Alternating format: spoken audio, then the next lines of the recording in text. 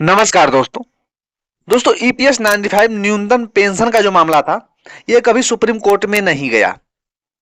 इसी को लेकर बहुत से पेंशन भोगी जो है सवाल खड़ा कर रहे हैं, जो है इसीलिए जो है सरकार का इस प्रकार का उटांग पटांग जो है जवाब आ रहा है। फिलहाल आपकी जानकारी के लिए बता दें कि न्यायपालिका का काम है जो है कानून की व्याख्या करना और निर्णय पारित करना, कानून बनाना नहीं।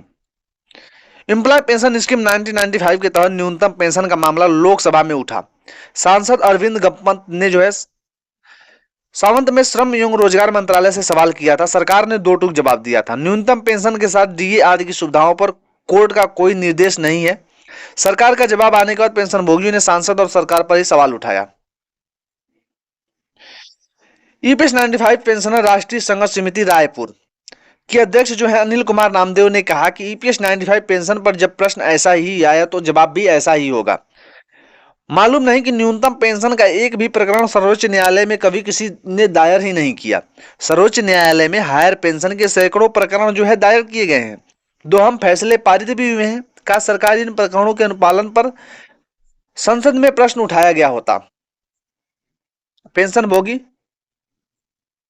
मुकुंतला नरगुंद बाबू ने कहा है कि ईपीएस 95 न्यूनतम पेंशन के संबंध में एनएससी नेताओं ने सुप्रीम कोर्ट के सामने गरीब पेंशनरों के लिए प्राकृत न्याय के सिद्धांतों की मांग करनी पड़ी, जो इस मजबूती जमीन पर वास्तविकता दिखाते हुए कुछ हद तक लाभ हो सकता है। कृपया इस पर विचार करें।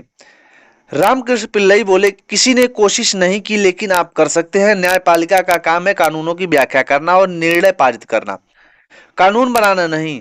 यह विधायी कार्य जो है संविधान के अनुसार शक्ति के विभाजन का अतिक्रमण कैसे कर सकते हैं। नरेंद्र कुमार अकेली बोले, सबसे पहले जो व्यक्ति सांसद में ईपीएस 95 के संबंध में प्रश्न लिखता है उसे सांसद समस्या पूछे जाने वाले विषय की पूरी जानकारी होनी चाहिए। उपयुक्त प्रश्न समय की बर्बादी है। वहीं सुरेंद्र गोविंद ने कहा कि आप सर्वोच्च न्यायालय द्वारा सुनाए गए निर्णयों की खोज कर सकते हैं और उन्हें इस फेसबुक के मामले से जो है कॉलम से पोस्ट कर सकते हैं, ताकि हमारे साथ ईपीएस 95 संगठन के जो झूठ को उजागर किया जा सके।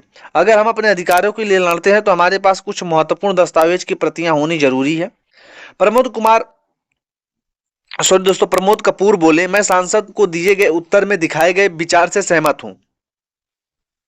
हमारे पेंशन संगठनों के नेता हमें मूर्ख बनाने की कोशिश कर रहे हैं और गरीब पेंशन भोगियों की मासूमियत का अनुचित फायदा उठा रहे हैं। इस प्रकार से जो है अलग अलग प्रकार के लोगों के जो है पेंशनर के मत आ रहे हैं, क्योंकि दोस्तों फेसबुक पे जो है पोस्ट होता है, फिर उसके बाद सभी लोग जो है अपना अपना एक एक पक्ष जो है राय रखते हैं। तो मैं सबसे कहूंगा आप लोग भी फेसबुक से जुड़िए और इस प्रकार की जब राय रखी जाती है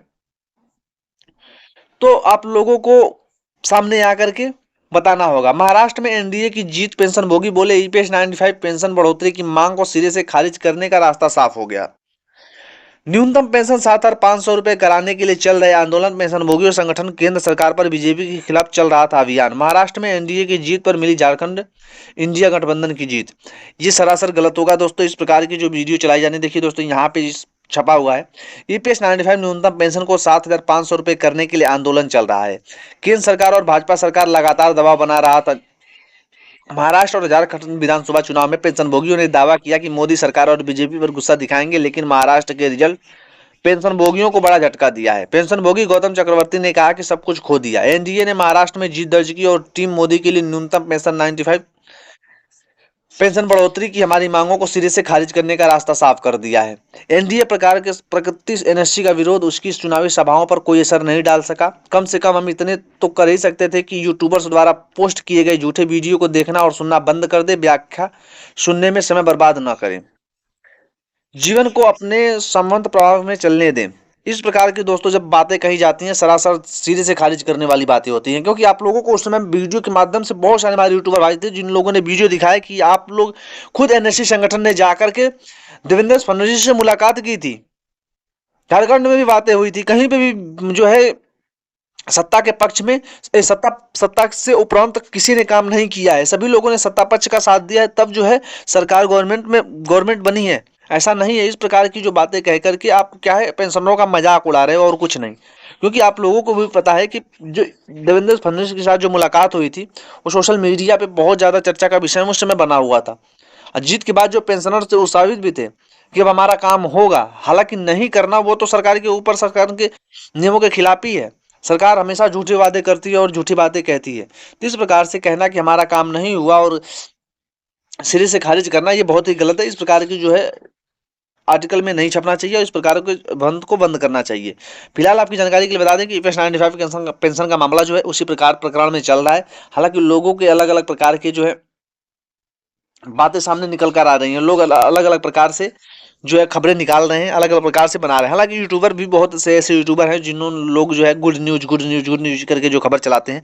दोस्तों इसको चलाना बंद करें। जो भी जो है सामने दिखाया गया है उसके माध्यम से जो है उसके बारे में आप लोग बात करें। फिलहाल सोशल मीडिया पर क्या भूमिका है क्या नहीं है, इसके बारे में विस्तार से चर्चा कर सकते हैं। इसके लिए बहुत सारी टाइम ही हमारे पास पड़े हुए हैं। फिलहाल दोस्तों मिलते हैं नए वीडियो में, तब तक के लिए थैंक यू।